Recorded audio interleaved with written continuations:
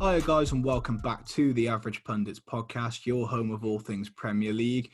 Back again, another good episode talking about Sheffield this week, a team which last season we couldn't stop singing their praises from the very start of this podcast, and all seems a little bit different so far in the Premier League. They still remain winless, so there's lots to digest when talking about Sheffield, so we will get into that shortly. But as always, I'm joined with Reese. How you doing, mate? Interesting topic up for debate today, but yeah, I'm very good. Glad to for another rendition of Late Average Pundits podcast. Very much so, very much so. And firstly, before we get into it, we will just say, obviously, we've come to the end of our November fundraising month between the two of us. I think we had like £465 between the two of us. So thank you if any of you watching did donate, or thank you for paying attention, sharing it about. You know, it was a grueling month, but, you know, very, very, very rewarding as well, and means we no longer have the mustaches and stuff as well. So Joe, you couldn't tell that I had one, so there was no point. It was there, I promise. There is a picture on Twitter. You can just about see it. My Twitter's down there, so it is there. Trust me. It's there. I can confirm I saw it in person. It was there. But going back to the football, Sheffield United, again, as I mentioned, last season, coming up to the Premier League, having an absolute blinder of a season, finishing, whereabouts did they finish? I think it was 8th, 9th? He finished 9th. They just finished outside the Europa League spot. Just outside, weren't they? They had an absolutely incredible season. Chris Wilder, contender for Manager of the Year. I think if it wasn't for, obviously, an absolute storming performance from Jurgen Klopp, I think he would have probably been my decision for Manager of the Year. I think he was absolutely excellent. But this season, definitely struggling a little bit more. We didn't really see too many exits from Sheffield, but we did see one big kind of thing, which I think we'll start talking about first in terms of how their summer went. Dean Henderson went back to his parent club, Manchester United, and they brought in the replacement of Ramsdale from Bournemouth. And was a very, very good, you know, a good promising young goalkeeper. I think there's legs there. I do think there is legs, but, you know, what is he, 21, 22? He's very young. He's very young. I think he's 21. And, you know, he's already kind of the starting keeper. And obviously, Dean Henderson having such a fantastic season last year in between the sticks for Sheffield. Do you reckon Ramsdale came in with kind of big boots to fill? Do you reckon he's kind of hit the ground running? Or yeah, he definitely had big boots to fill when it comes to Henderson. I mean, you're not going to beat that. Sheffield United probably had their best keeper in a long time with Henderson. So he's got a big hole to try and fill. There's a massive void left in that Sheffield team, and I think that I'm not sure whether Ramsdale is ready yet. I mean, he comes in from Bournemouth, who, you know, as we know, went down. So I think he made the third most saves last season for Bournemouth, and that's not very. That shows a good keeper that he's great behind a bad back line, but he wasn't able to stop his team from going down as well. It just shows how many shots he did face, and by luck that he managed to keep out the net.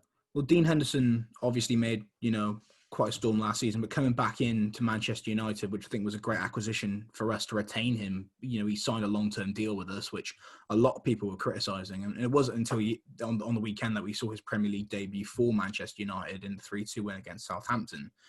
Came on at halftime for an injured De Gea. And, you know, his efforts went on to help us, you know, secure the victory. You know, Southampton 2-0 up at halftime. And, you know, Bruno Fernandes and Edison Cavani making it 3-2. And Henderson was definitely a part of that. And he's a very good goalkeeper. And I think he wouldn't have stayed at United if he wasn't in the long-term plans. I think he was probably assured of that by Ole. So I'm very much looking forward to seeing him hopefully get some more game time with us. But definitely a huge loss for Sheffield. And not too much else came through the door at Sheffield of real note. But, I mean, the one which had a few heads turning was the signing of Ryan Brewster from Liverpool, which I couldn't believe that you'd managed to do that. Because, again, Ryan Brewster, he had the season prior to that, he was down in the Championship and he was having a decent time of it. You know, he was showing promise, you know, and he's had glimmers of hope here and there. So he's clearly a player with talent. I don't think anyone hasn't denied that. But was he Liverpool standard? Was he getting anywhere near that Liverpool team? No. So fair play to Liverpool for selling him. I mean, you've done this countless times, just offloading players to clubs. And I personally think you've sold Sheffield a dream. I think you've sold them a dream. Yeah, of course. This kind of like, I mean, Sheffield United have paid 20+ million for a striker who hasn't scored in 6 appearances. Kind of gives me Dominic Solanke vibes when we sold him to Bournemouth and then they get relegated. So it's just a fantastic bit of business that we've been able to do, and some horrible business that Sheffield United have been. That was their marquee signing over the summer. Yeah. That was their big name that they brought in, and it's not paid off for them because they sit bottom of the table. They've conceded 16 goals. They've only been able to score 4 goals, and 2 of those goals, half of the goals that Sheffield have been able to score this season, have come from a 33-year-old McGoldrick.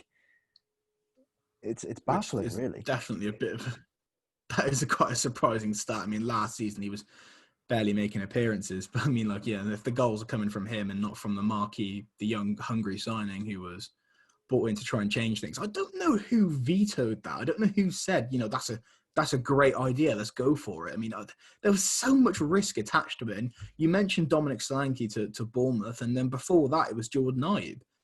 Players at Liverpool with real promise and talent, but clearly weren't making the mark. And then you somehow sell them on for a profit. I think it's nothing but great business. I think when it comes with players from Liverpool, the youth academy will know when a player is going to hit their potential.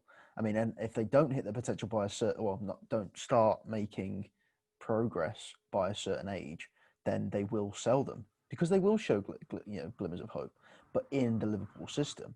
Whereas, players like Dominic Solanke are not going to work well in the Liverpool system, and he's not going to be hitting his potential. Whereas Trent Alexander-Arnold, he started making strides way before anybody else could. He started making strides at the age of about 18. So that's probably the reason why we sold Brewster, because he's hit his 20s now. He's just hit 20, and he's not exactly old, but he's not exactly. It's sort of comparing them to where Mbappe was at this point. Obviously, no one is Mbappe, but like he's not making that level at the young age that a lot of teams are looking for right now. Yeah, I mean, I think it is like I think we've said it before. The Kylian Mbappe's, the Erling Haalands, the Phil Foden's, Mason Greenwood's, these players that have really been coming out at such a young age and making these impacts.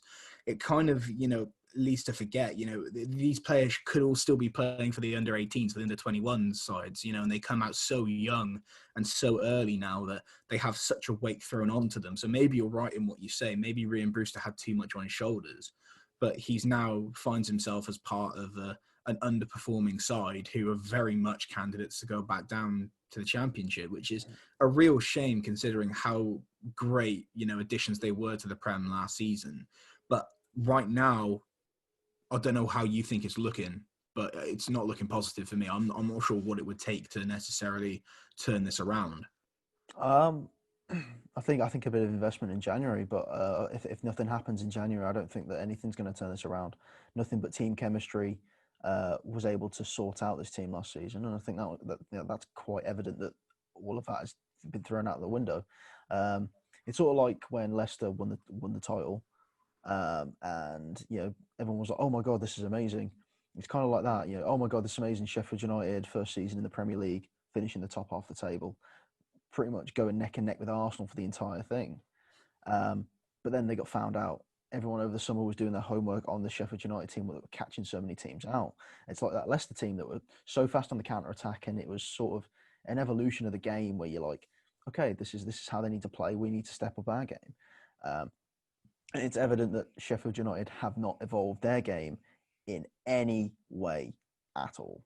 And it shows on the picture. They've scored 4 goals, haven't won a game. They've lost 9, and they lost to the team that we, were kind of putting down last week in West Bromwich Albion. So it sort of just shows the lack of quality that they have in all areas of the pitch. Yeah, and that West Brom game as well. Obviously, West Brom were coming off the back of a difficult game against United, so they came back extremely hungry, I think, to make an impact and. Against an already poor Sheffield side. I mean, it was a very underwhelming game on paper, like it could have easily have been just a 0-0. But I mean, I think it was Conor Gallagher who separated the two. And managed to put Sheffield to bed. But it's a shame, because the Sheffield fans last season were given an absolute treat because I don't know if anyone was expecting them to perform the way they did.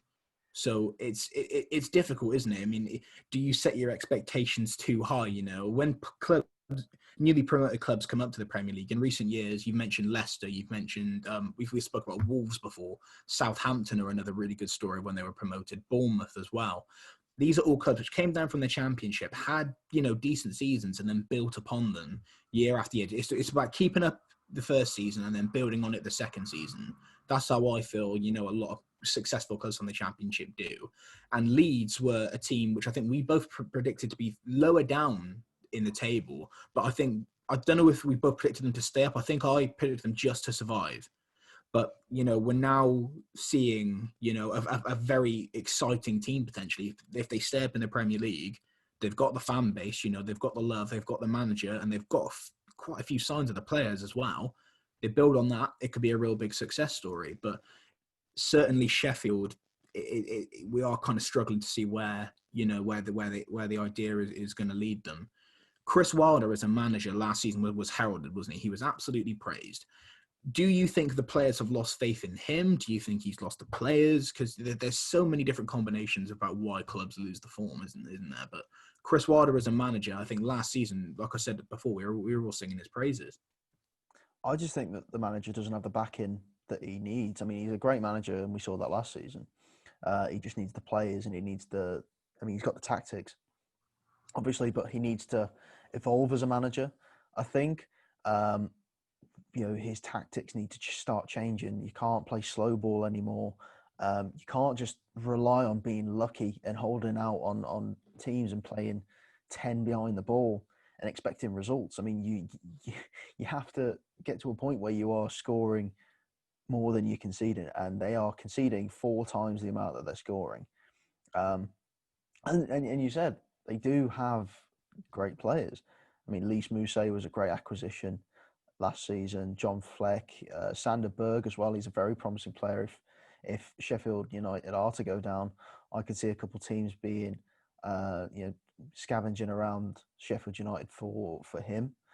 John Lundstrom as well. I think he shows a lot of qualities that I think is quite underrated in this Sheffield United team. So I don't think it's the manager losing faith in the players. I think the manager-player relationship at Sheffield United is always going to be great because no one expected Sheffield United to do this well. I think a lot of people did have Sheffield United to go down the first season. No one would have predicted this. So I think last season just delayed the inevitable. They didn't have Premier League standard players, and it was pretty much a miracle they did finish in the top half of the table. Yeah, I mean, they certainly did overexceed pretty much everyone's expectations. I'm sure a few people who made a few, lucky bets at the start of last season were pretty happy with the way they performed. Do you feel, a bit of a big picture question here, do you feel like football fans of newly promoted clubs do maybe kind of set themselves up to fail almost? Do you feel like they come up and they see these amazing performances, and do you feel like afterwards there's an expectation on their back? Because at the same time, they have the same players largely that they had last season. A couple of changes here and there. If anything, they've just, added to the squad. Obviously, Henderson was the big loss, but brought in a young keeper, promising keeper, and they brought in, a new young striker. But, it's the same basis. Do you feel like the fans of these newly promoted clubs kind of put too much on these newly promoted teams? So they expect too much of these clubs now? Because, I mean, Sheffield United, if they would have just about survived last season and then been in this position now, everyone would have been like, okay, yeah, I can kind of see that. But they overexceeded. They were underdogs last season and they performed admirably. But do you feel like we're expecting too much out of a team which is arguably still championship level? I think teams that are, that haven't really been in the Premier League, had too many stints in the Premier League. I think their fans are just happy to be there, or in Sheffield United's instance, happy to be back. The last time they were up was 2010-ish, so around that sort of time. So I think their fans are just happy to be back in the top flight. And as you say, they were underdogs last season. They played so admirably. They came up, and this season they've gone down. It's sort of been the reverse effect for Aston Villa, who also came up in the same season. It's sort of like pendulum swung So Sheffield United are doing awful now, and Aston Villa are doing fantastic. So I think it's a weird one, really. I don't think fans expect a lot. I mean, they might have expected a lot this season. They would have expected them to build on something. I think that there wasn't enough investment. I mean, Ethan Ampadu was a great acquisition from Chelsea on loan. You know, obviously, no, Chelsea don't really like letting go of their players on a permanent basis. They love to loan players out. Yes, they do. And that's really it. Nothing happened in the summer noteworthy for Sheffield United, and I don't think anyone caught on for that. I know I certainly did. I think I predicted Sheffield United to finish 11th, and I think looking back on it, I should have predicted them lower because, I mean, obviously hindsight's a very good thing, but they don't have any backing at this point. They've got no players. They've got no firepower up front. They've got no one to score the goals, and it's showing at the minute. You know, we know how cruel the Premier League can be as well. I mean, it's like you said earlier, that Aston Villa and Sheffield kind of like completely passed each other, didn't they? They completely swung in opposite directions, and we're seeing a Villa team at the moment performing extremely well on last season, struggling like mental, and like you said, the complete opposite with Sheffield. It's the cruelty of the league, you know. I mean, even the top clubs, you know, you see massive underperformances a lot of the time, but there's no doubt in my mind that they're going to have to do something. I mean, it was only in the last episode, if you haven't seen, please go check it out. But we were talking about players which, you know, could be bought in from the Championship who went down, because it's all well and good us sitting here thinking, oh, well, if Sheffield go down, you know, the Buzzards can come in and pick the carcass of the team, and, you know, we'll have this player here, that player there. And you see it all the time. You see it all the time. But, you know, for them to survive in January, the Championship could be the lifeline. And I feel like, again, it's the same kind of characters we were talking about last week with Bournemouth, with Norwich, with Watford. You know, there are still really talented players which somehow did not leave. You know, I can't believe some of the players which have gone down to the Championship, especially at Bournemouth, in my opinion. You know, players like Josh King, Lewis Cook, David Brooks. You know, these are all players which I feel like could come and slot right back into a Premier League side. So I personally feel that Sheffield are going to need to obviously increase the firepower, because the goals are not coming in. But at the same time, you risk making yourself looking like a bit of a fool, don't you? Undermining your marquee signing, because hasn't Ryan Brewster also broken their transfer record? I'm pretty sure he was their transfer record. I think so. I think it was a very big move for them, Which is absolutely bonkers, isn't it? It's mental. But yeah, it is. It's absolutely baffling. I think they need to sort out some areas, and why not look to the Championship?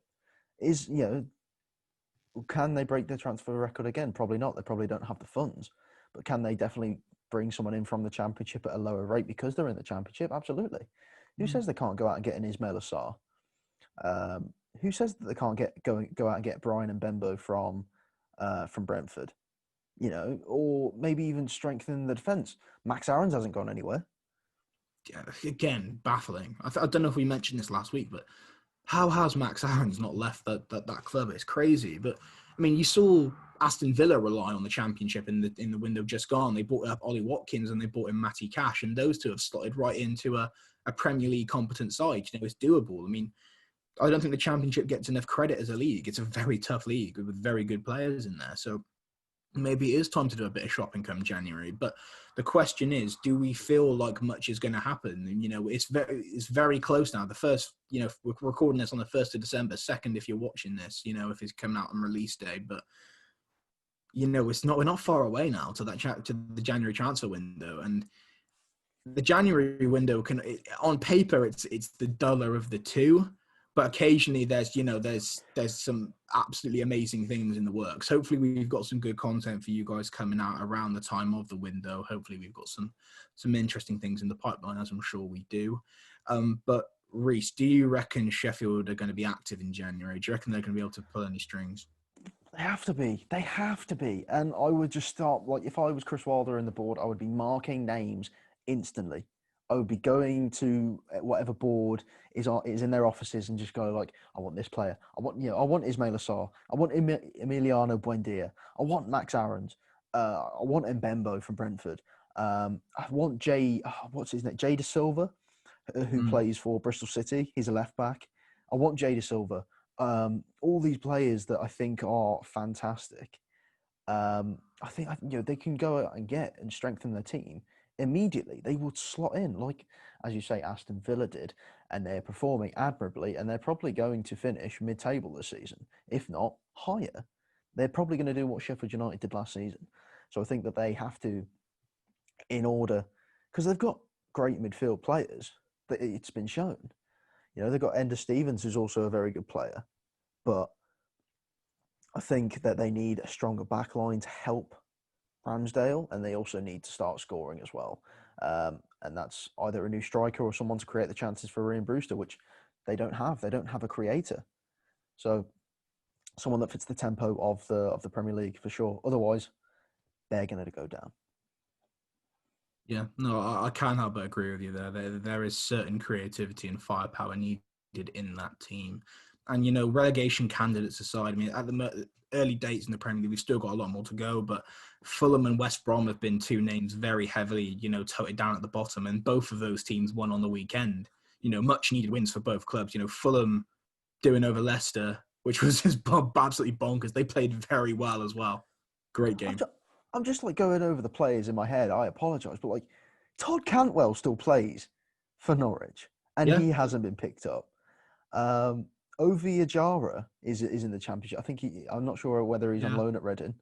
There are so many players that could be swept up by any of these teams, and they're just not going for them. So, it just blows my mind.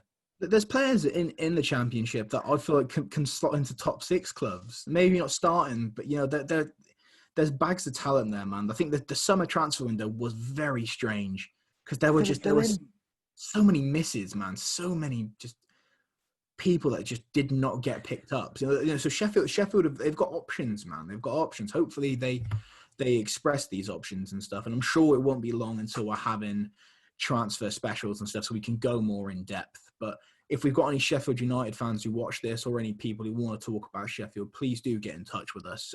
As always, we have our business email, theaveragepundits@outlook.com, if you want to get in touch to come on the podcast. Aside from that, we are available on Facebook and Instagram at The Average Pundits and Twitter at Pundits Average. And if you're listening to this on streaming services, Spotify, Apple Music, Google Podcasts, thank you very much, as always, for streaming. And if you're on YouTube, please, give us a little like and subscribe. We're doing extremely well at the moment.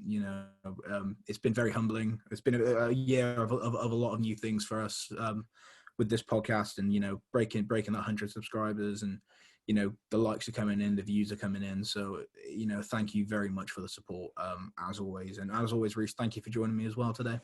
No, it's a really interesting topic to talk about when you've got newly promoted clubs from last season that do suffer from this second season syndrome. We've got a really interesting week of football as well. The Manchester clubs are going up against some tough opposition. Liverpool and Wolves are also going to be playing off. That's going to be a great game, and also the North London derby.